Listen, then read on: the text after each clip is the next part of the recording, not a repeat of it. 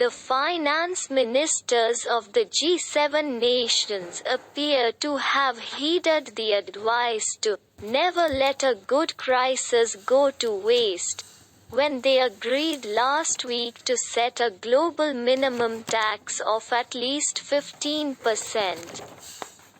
With the COVID-19 pandemic having caused the world economy to shrink by an estimated 3.5% in 2020 and forced most countries to dip into their coffers to mitigate the fallout,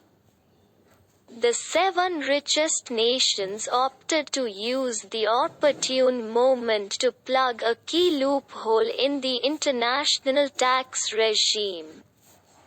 In a communiqué,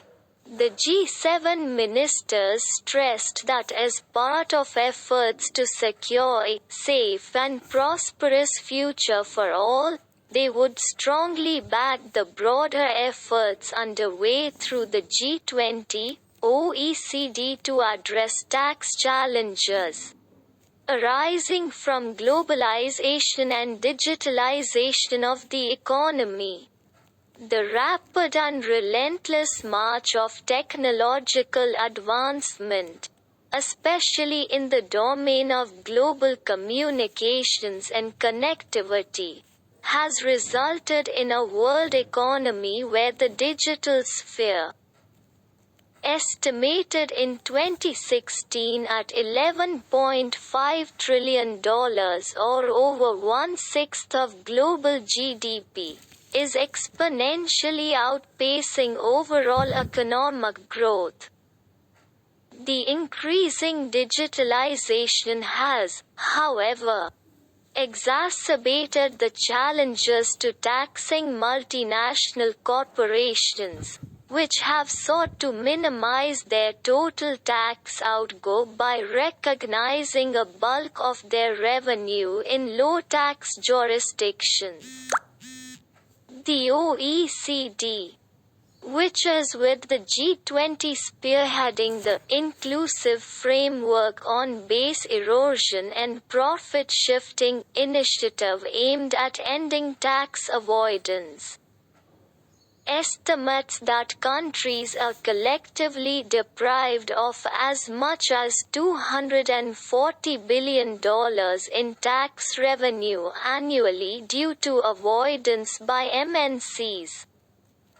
As the OECD's Secretary General noted in a statement welcoming the G7 deal, such distortions can only be effectively addressed through a multilaterally agreed solution.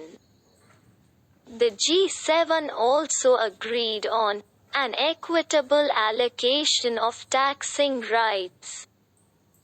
with market countries awarded taxing rights on at least 20% of profit exceeding a 10% margin for the largest and most profitable multinational enterprises.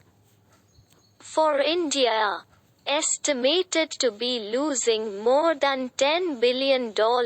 in revenue each year to global tax abuse by MNCs according to the Tax Justice Network and one of the more than 90 countries that have joined the BEPS framework. A wider agreement at next month's meeting of G20 finance ministers and central bank governors could have far-reaching implications. India could benefit from the levy of taxes on MNCs including technology and internet economy giants, which have taken advantage of the loopholes in the global tax system. While there are still wrinkles to be ironed out, including the issue of local levies on digital transactions, the political will to ensure greater fairness and equity in revenue sharing is a positive augury.